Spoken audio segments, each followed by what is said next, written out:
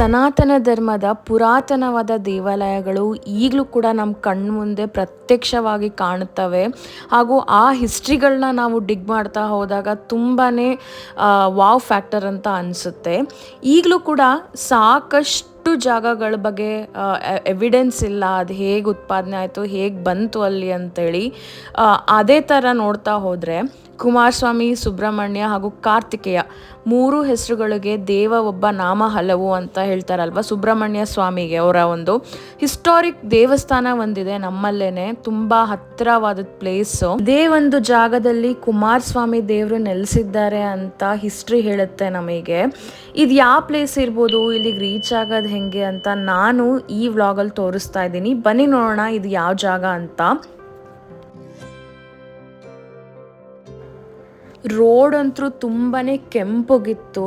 So ಕೆಂಪುಗಿರೋ ರೋಡಲ್ಲಿ travel ಮಾಡಿದ್ದು ನಾನು ಫಸ್ಟ್ ಟೈಮು.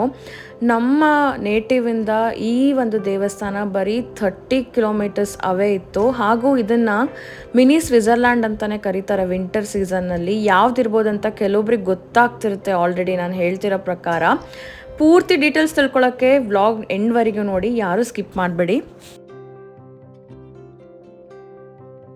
ಪುರಾಣದಲ್ಲಿ ಹೇಳಿರೋ ಪ್ರಕಾರ ದಕ್ಷಿಣ ಭಾರತದಲ್ಲಿಯೇ ಕುಮಾರಸ್ವಾಮಿ ದೇವರ ಮೊದಲನೇ ಸ್ಥಾನವಾಗಿದ್ದು ಈ ಜಾಗ. ತುಂಬಾ ಹಿಸ್ಟಾರಿಕಲ್ ಪ್ಲೇಸ್ ಇದು. ವಿಜಯನಗರ ಜಿಲ್ಲೆಯ ಹೊಸಪೇಟೆಯಿಂದ ಕೇವಲ 50 ಕಿಲೋಮೀಟರ್ ದೂರದಲ್ಲಿದೆ ಈ ಒಂದು ಸುಪ್ರಸಿದ್ಧ ದೇವಸ್ಥಾನ. ಹಾಗೂ ನಾನು ಮಾತಾಡ್ತಿರುವ ದೇವಸ್ಥಾನದ ಹೆಸರು ಬಂದು ಸಂಡೂರಿನ ಕುಮಾರಸ್ವಾಮಿ ದೇವಸ್ಥಾನ.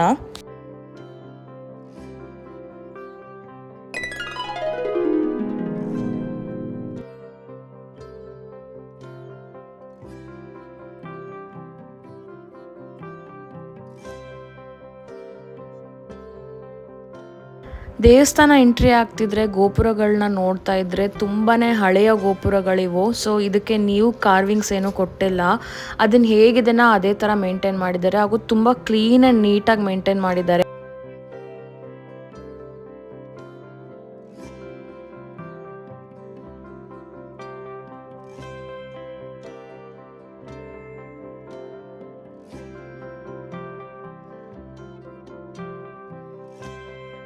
ಸೊ ದೇವಸ್ಥಾನ ಬಂದು ಬೆಳಗ್ಗೆ 6 ಗಂಟೆಯಿಂದ ಮಧ್ಯಾಹ್ನ 1 ಗಂಟೆವರೆಗೂ ಓಪನ್ ಇರುತ್ತೆ. ಹಾಗೂ 3 ಗಂಟೆಯಿಂದ 8 ಗಂಟೆ ರಾತ್ರಿವರೆಗೂ ಓಪನ್ ಇರುತ್ತೆ.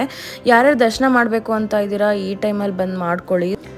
ದೇವಸ್ಥಾನದ ಒಂದು ಸ್ಪೆಷಾಲಿಟಿ ಏನಪ್ಪ ಅಂತ ಅಂದರೆ ಪಾರ್ವತಿ, ಶಿವ ಹಾಗೂ ಕುಮಾರಸ್ವಾಮಿ 3 ಜನದ ದೇವಸ್ಥಾನ ಒಳಗಡೆ ಇದೆ.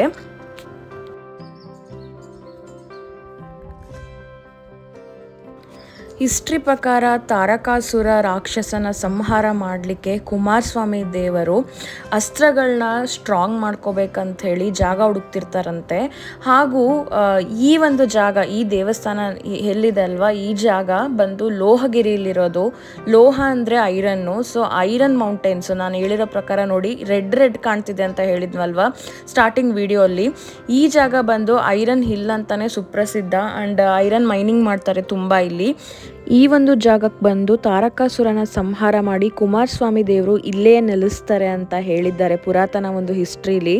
ಇದು ಒಂದು ಹಿಸ್ಟ್ರಿ. ಆದರೆ ಇನ್ನೂ ಒಂದು ಹಿಸ್ಟ್ರಿಯಲ್ಲಿ ಶಿವ ಮತ್ತು ಪಾರ್ವತಿ ದೇವಸ್ಥಾನ ಇದೆ. ಏನಕ್ಕಿದೆ ಅಂತ ನಾನು ಅರ್ಚಕರಿಗೆ ಕೇಳಿದಾಗ ಅವ್ರು ನನಗೆ ಹೇಳಿರೋ ಪ್ರಕಾರ ಕುಮಾರಸ್ವಾಮಿ ದೇವರನ್ನ ದಿಗ್ಬಂಧನಗೊಳಿಸ್ಲಿಕ್ಕೆ ಪ್ರಯತ್ನ ಪಡ್ತಾರಂತೆ ಅವರ ತಾಯಿ ಪಾರ್ವತಿ. ಅಂದರೆ ಸಂಸಾರಿಕ ದಿಗ್ಬಂಧನದಲ್ಲಿ ಆವಾಗ ಒಂದು ಹುಡುಗಿನ ಹುಡುಕಿರ್ತಾರೆ. ಹುಡುಗಿ ಹುಡುಕ್ಬಿಟ್ಟು ಕುಮಾರಸ್ವಾಮಿಗೆ ಹೇಳ್ತಾರಂತೆ, ಸೇಮ್ ನಿನ್ನ ತಾಯಿ ಇದ್ದಂಗೆ ಇದ್ದಾರೆ, ಅಂದರೆ ನಾನು ಇದ್ದಂಗೆ ಇದ್ದಾಳೆ ಹುಡುಗಿ ಅಂತ ಹೇಳಿದಾಗ ಕುಮಾರಸ್ವಾಮಿ ಆ ಹುಡುಗಿನ ಬೇಡ ಅಂತ ರಿಜೆಕ್ಟ್ ಮಾಡ್ತಾರೆ ಅಂತೆ. ತಾಯಿನ ಯಾರನ್ನಾದ್ರೂ ಮದುವೆ ಆಗ್ತಾರಾ ಅಂತೇಳಿ. ಹೀಗೆ ತಾಯಿ ಮತ್ತೆ ಮಗಂಗೆ ವಾಗ್ವಾದ ಆಗುತ್ತೆ. ವಾಗ್ವಾದದ ಮಧ್ಯದಲ್ಲಿ ಪಾರ್ವತಿ ದೇವಿಯು ತನ್ನ ಮಗನಿಗೆ ನಾನು ನಿನಗೆ ಹಾಲು ಉಣಿಸಿರುವ ತಾಯಿ ಅಂತ ಹೇಳಿದಾಗ ಕುಮಾರಸ್ವಾಮಿಗೆ ಕೋಪ ಬಂದು ಇಡೀ ಹಾಲನ್ನೇ ಕಕ್ಕಿರ್ತಾರಂತೆ. ಹಾಲು ಕಕ್ಕಾದ್ಮೇಲೆ ರಕ್ತ ಕೂಡ ಕಕ್ಕಿರ್ತಾರೆ. ಸೊ ಈ ಒಂದು ಪಾರ್ಟ್ ಕಂಪ್ಲೀಟ್ಲಿ ರೆಡ್ ಆಗಿದೆ ಅಂತ ಇಲ್ಲಿ ಇನ್ನೂ ಒಂದು ಹಿಸ್ಟ್ರಿ ಹೇಳುತ್ತೆ.